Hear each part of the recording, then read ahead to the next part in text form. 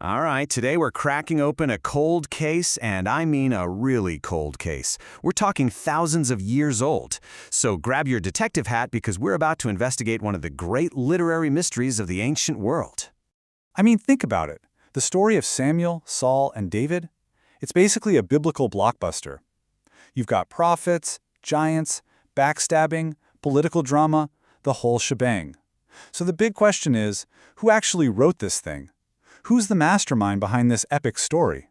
Okay, so here's our case file, the Book of Samuel. And this isn't just any old text. This book documents this massive, game-changing shift in Israel's history. I'm talking about the moment they go from this loose collection of tribes led by judges to a full-blown, unified kingdom with a king on the throne. Now, if you open up a modern Bible today, you'll see 1 Samuel and 2 Samuel, right? Two different books. But what's really interesting is that originally, in the Hebrew Tanakh, it was all just one single scroll, Sefer Shmuel. It was meant to be one big, continuous story. And right there, that's where our mystery really kicks off. The author, or maybe authors, we don't know, never signed their name. There's no written by page. The book is totally anonymous. So we've got to play detective and hunt for clues, both inside the text and in other historical records, to figure out who our suspects are. All right, let's bring in our prime suspect. It's the man the book is named after, the prophet Samuel himself. I mean, for centuries, tradition has basically said, he's the guy, the finger points straight at him.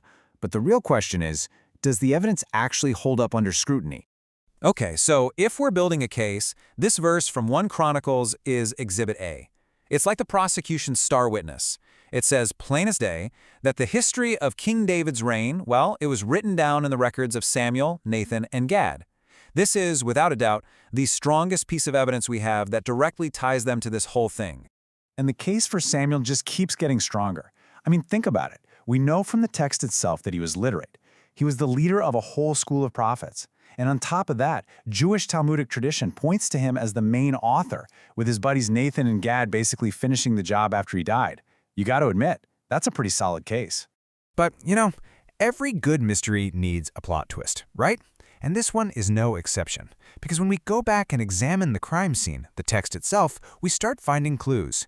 Clues that suggest our prime suspect, Samuel, might not have been the only person holding the pen. In fact, some of these clues point to the final version being written way, way later. Okay, check this out. Let's look at clue number 1.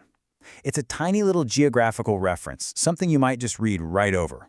But it has huge implications for when this book was actually written. So, you're reading along, and you see several verses that talk about the armies of Israel and Judah. Seems normal, right? But here's the thing. During Samuel's lifetime, Israel was one unified nation. It hadn't split into two separate kingdoms yet. That happened way after he was gone. So mentioning them as two different things, it's like writing a story about the American Revolution and talking about North and South Dakota. It just doesn't fit the time period. It's a total anachronism.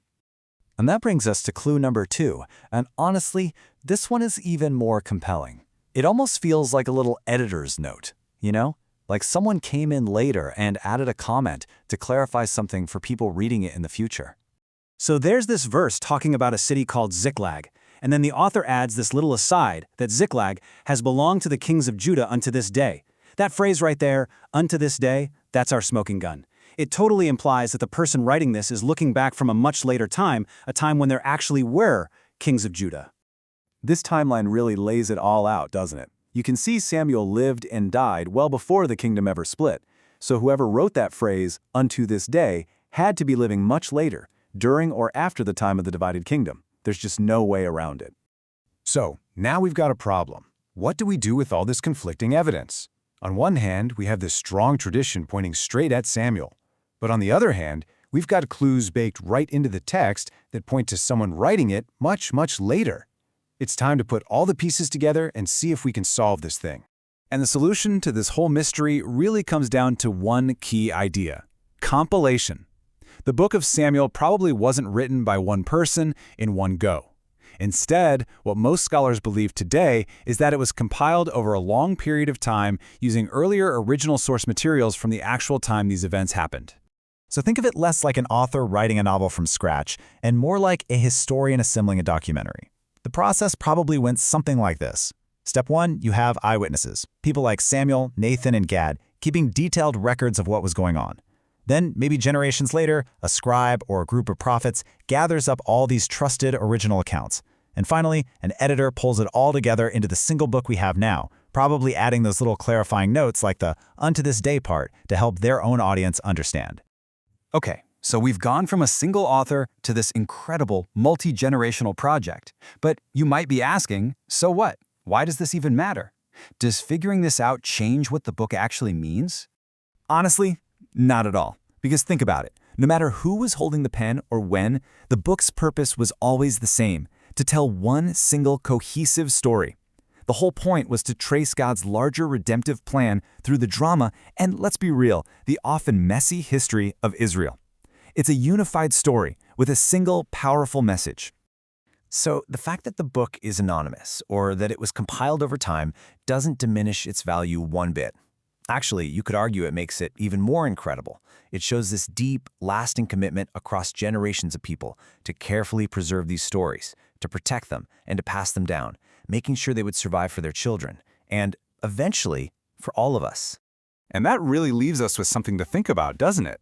When we pull back the curtain and see the human hands at work behind a sacred text, the editing, the compiling, the preserving, does that change what it means to you? Or does it maybe give you an even deeper appreciation for the incredible journey that story took just to get to us today? Something to ponder. Thanks for digging into this with me.